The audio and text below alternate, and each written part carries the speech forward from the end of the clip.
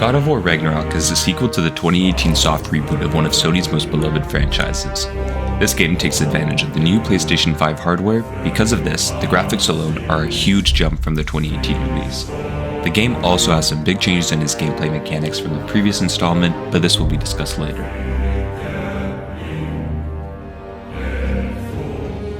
Firstly, adaptation aesthetics are a prevalent part of God of War Ragnarok's world building and storytelling.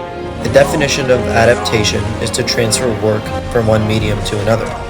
This game uses a subtle but powerful form of transmedia to form characters before they even exist in the game yet. Being a game centered around mythology, many of the characters and places that are seen in the game are based on the Norse myths found in the Eddas, the original books of Norse mythology.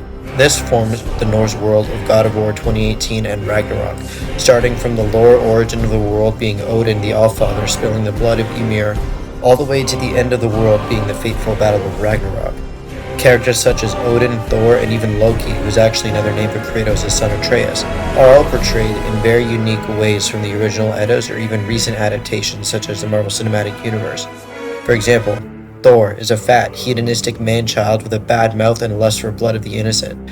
Odin is a conniving, lying rat of a king whose greatest power is manipulation and his silver tongue. Whereas Loki is a protagonist who serves the people of the Nine Realms in any way he can, whether it be fighting forces of evil or finding answers needed to save the world. Needless to say, the portrayals of characters in this game are unique. With all that being said, the most interesting part of adapting myth into reality in God of War Ragnarok is turning stories, murals, and foreshadowed rumors from its predecessor game into prominent main characters that are fully alive in this game. Characters such as Angrboda the Giantess, Surtur the Fire Giant, Odin, Heimdall, Lady Sif, or the legendary wolves Skull and Hati were nothing but hearsay and symbols on a wall throughout God of War 2018. These tidbits of characters and small tastes of what's to come were planted in the first game on purpose in order to set up for the sequel, and it pays off very well. Stories are told by Mimir, the loudmouth companion that follows you throughout the game. Murals on the wall are seen, and pieces or lore text are read that does world building just through the player's imagination. The actualization of all these characters are adaptations of the myths of themselves in the first game, and the way they are adapted are always surprising, yet when you think about it, it makes sense. For example, no one expected Surtur, the only fire giant, to be a regular-sized, calm and jaded man with no interest in battle. But when you see him, there's a sense of realization that helps you understand the world a little bit better. Once you see the clearer picture beyond the myth or mural, it is immensely satisfying for fans of the first game, and it is pure creativity in how different the characters are from what you'd expect. In the Week 4 lecture, it stated that adaptation aesthetics are a main feature of many transmedia games. From the early licensed games of the Atari to a whole world of games that cross over platforms and play features, adapted into different kinds of gameplay over different platforms. Now, God of War Ragnarok's transitions of myth to mural to actuality is a different type of adaptation that pays off in a different way, by having stories within stories that become a different form of themselves, when actualized to real characters in the game. As discussed, the story behind the game is very complex on its own. With a foundation of over 8 games, creating the narrative for this new era of God of War must have been a difficult task. Bringing this IP to not only a new audience, but a new generation of hardware was a major leap from the predecessors before it. With this new generation came many fundamental changes in formula and aesthetics. The following quote from a class presentation: games that cross over platform and play features, adapted into different kinds of gameplay over different platforms, exemplifies these changes.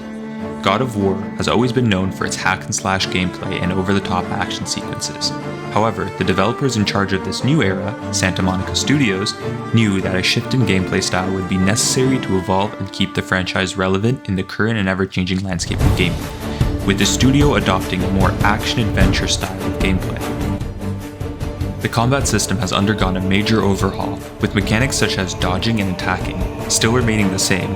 The addition of Atreus and other companions adds a new layer of strategy and complexity to the gameplay. In addition to this, there is a much stronger emphasis on RPG elements such as upgrading weapons and armor, as well as an ability skill tree. With the decision to shift the gameplay also came with a much stronger focus on the narrative of the world, objects that occupy it, as well as the characters themselves. changing from an almost top-down fixed camera perspective to an over-the-shoulder third-person camera which closely follows Kratos. This new perspective alone offers a much more personal and immersive experience for the player, allowing them to share and experience the world and story as Kratos does throughout the game.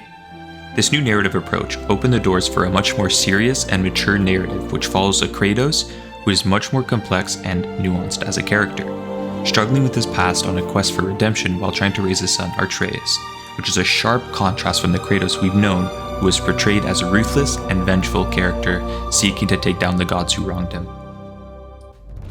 The God of War franchise has undergone significant changes and adaptations to ensure its relevance and success in the new generation of gaming hardware.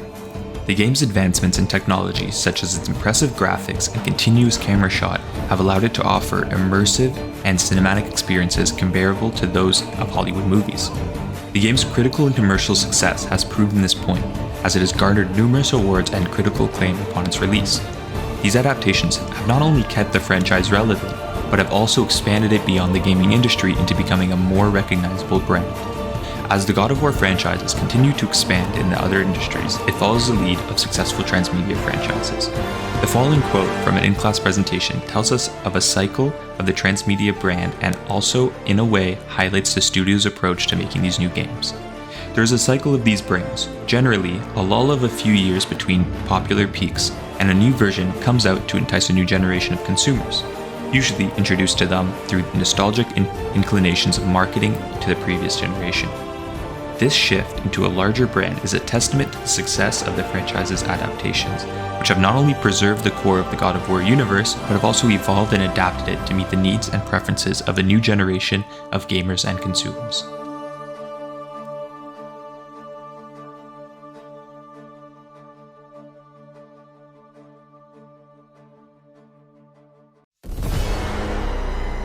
Kratos is very different from his old self. In order to get into a more critical topic about the fandom and community division, it took some outside research. Having such different trilogies separated by time and genre, with one being hack and slash and the other being over-the-shoulder action, is bound to have different people attracted to different types of gameplay loops. More importantly, going off the same point, different types of people have differing opinions on the new nature of Kratos, as in the maturity of the game and emphasis on emotional vulnerability that was nowhere to be found in the old games. Being one of the most popular PlayStation franchises ever, while also being one of the most ultra-violent and mildly sexist at the time, meant certain expectations were built up back in the 2000s. When 2018 released, many fans believed it was time for a clean slate of the character, and after his over-the-top violence and energy felt worn out. Some fans felt the 2018 reboot was a beautiful breath of fresh air, while other fans to this day wish the camera angle remained larger to continue the hack-and-slash God of War trend, still believing the ridiculous scale and bombastic nature of the games were superior.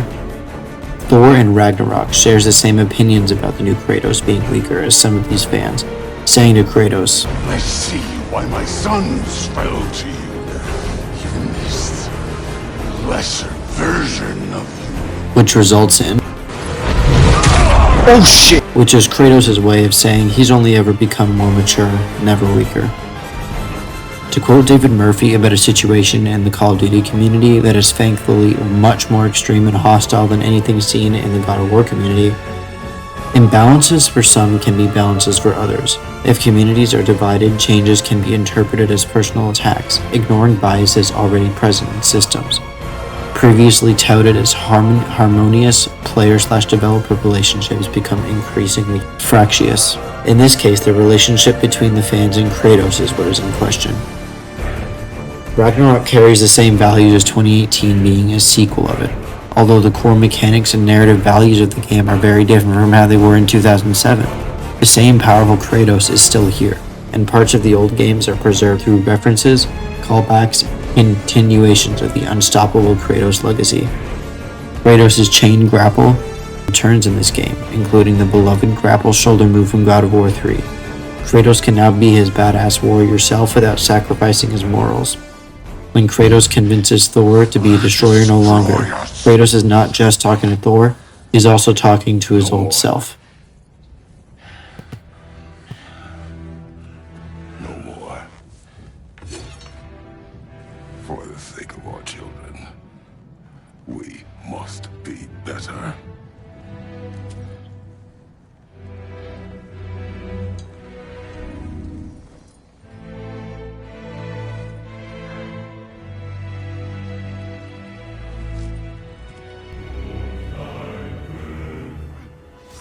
The God of War franchise has expanded beyond the realm of gaming, with various media adaptations that extend and enrich the universe set up within the games.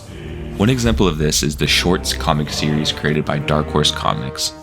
This series not only adapts and expands the new games by filling in some missing lore, it also explores Kratos' past in the previous titles, providing readers and fans with a more comprehensive understanding of the God of War universe. Additionally, Sony has announced the production of a God of War TV series, which is expected to expand the lore presented in the new titles, as well as attract a wider audience. The success of other video game adaptations in recent times, particularly The Last of Us TV series, which is yet another Sony property, further supports the potential of God of War to reach new heights beyond just the gaming industry. As the franchise continues to grow and expand, it is becoming clear the focus for this fictional universe has become that of a transmedia entity, which appeals to a diverse audience, whether they are gamers, comic enjoyers, or fans of film and television.